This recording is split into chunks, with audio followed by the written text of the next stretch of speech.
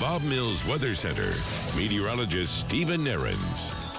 Kind of been one extreme or the other in a lot of parts of the country, hasn't it been? Now, as we have just wrapped up our month of February here, as we know, they haven't had a lot of winter from a snow standpoint. And as I'm sure you remember, our last couple Februaries were a different story. 2 years ago, February 2021 was our fourth coldest and fourth snowiest on record. We had 10 inches of snow. Temperatures were way below normal. And last February wasn't the same magnitude, but it was below normal, and we had quite a bit of snow. This February, above normal temperatures when you average out the entire month, and no measurable snow, at least here in Tulsa proper. Most of Green Country was that way too. Some areas had a little snow, a little sleet, but a different story this February compared to the previous two. We're starting March off on an above normal note, although it is cooler today technically compared to yesterday, with the more clouds hanging in as we look from Tulsa International. 60 degrees at the lunchtime hour. That's already above what's a normal high for this time of year. A brisk northeast breeze. Humidity is still low. We have had some more fires popping up today. The winds aren't quite as strong as yesterday, but near and north of Tulsa, relative humidity is low. Winds are gusty, and of course it is dry. So still not a good day for outdoor burning until those winds settle down a little more. So right around 60 on average behind this front in northeastern Oklahoma. The front now into our far southern counties. Out ahead of it, Poto 71. LaFleur County, you were in the 80s yesterday and still quite warm today. McAllister, Eufaula, your temperature settling down a little bit more after you made a run at 80 yesterday as well. Some showers mostly along just north of the Red River near that front. It continues to drop south and kind of stall out. McAllister, Pittsburgh County, Kiowa areas, a few light showers hanging around.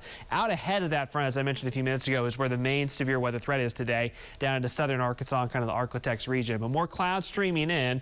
And again, this is just kind of the sign of things to come here with this next storm system. So through the afternoon, 60s for highs north and mostly the same southeastern Oklahoma. Latimer and LaFleur County a little warmer. And mid to late afternoon, far southern Latimer and LaFleur counties have an opportunity for some stronger storms to develop just right on the edge of our viewing area.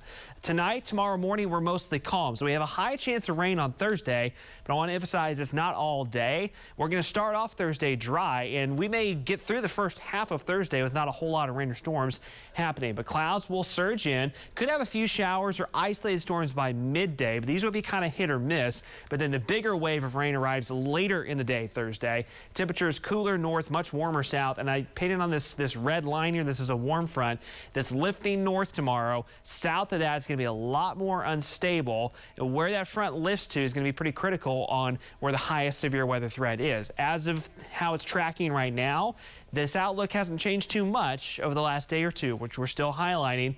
Generally I-40 to the south for Thursday afternoon, Thursday evening for a higher severe weather threat. All modes of severe weather would be a possibility. Hail, wind, and even a few tornadoes. Further north towards Tulsa, it's not a zero risk, but storms would likely be more of maybe a wind or hail threat or even just kind of a flooding threat the further north you head. As we roll this from Thursday night into Friday morning, eventually the severe threat will push south, but the rains will continue. Some of these quite heavy, especially in southeastern Oklahoma. And then on the tail end of the storm, here's the winter part of this.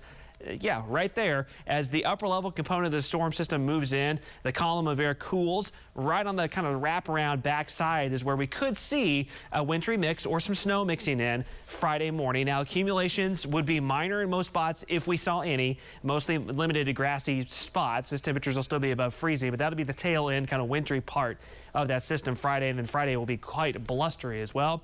Fortunately, if you like the warm weather, it won't take us too long to recover. Saturday, not too bad, and then we're back in the low 70s again by the end of the weekend on